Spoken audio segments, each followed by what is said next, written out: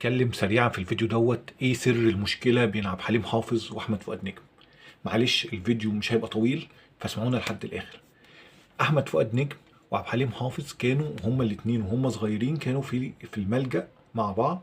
كان عبد الحليم حافظ بيروح بشكل غير منتظم، كان احمد فؤاد نجم بيروح بشكل شبه منتظم.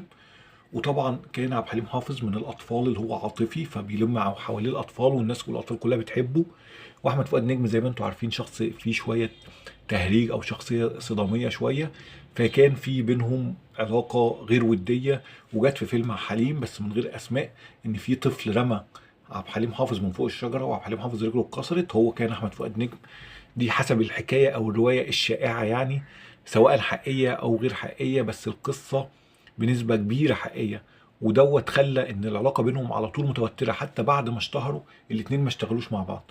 عبد الحليم حافظ كان حاول يعمل افلام مع يوسف شاهين، حاول يعمل افلام مع صلاح ابو سيف، افلام جاده، بس كان دايما بيتخوف.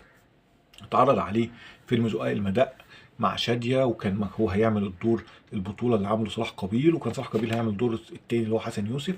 بس جه عبد الحليم في الاخر قال لهم انا ما اقتلش، قال لهم الناس تتوقع ان عبد الحليم يقتل ازاي، ما ينفعش. راح اعترض على نهاية الفيلم وساب الفيلم، وحتى النهاية بعد كده يعني المخرج اصر ان هو يخلي صلاح قابيل يعمل الدور البطولة، وفي الاخر برضو ما قتلش وغير نهايه الروايه.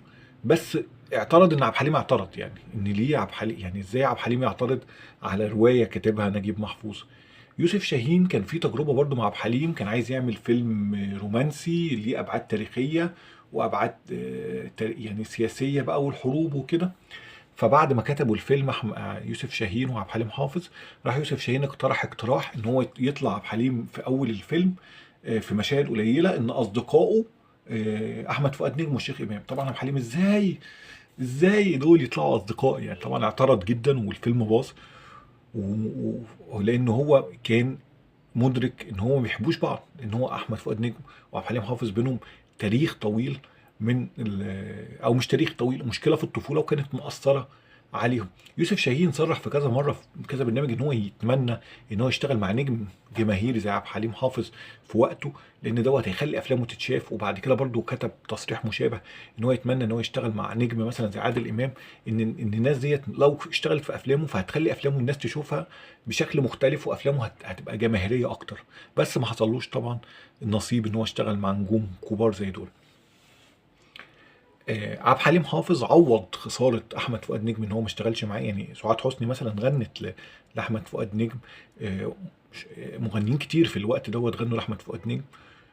عوض الخساره ديت ان هو بعبد الرحمن الابنودي. عبد الرحمن الابنودي موهبه شعريه كبيره جدا ومهمه جدا، وتكاد تكون احب ليا، يعني احب ليا انا بالنسبه لي.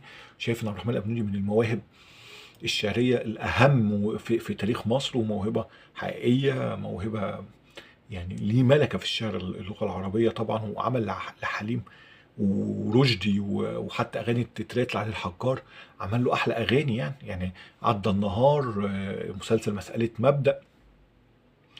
لا عبد الرحمن الابنودي مغني يعني شاعر تقيل، افاد تجربه حليم، وقدر يعوض حليم عن خساره شاعر مهم زي احمد فؤاد نجم. شكرا لكم.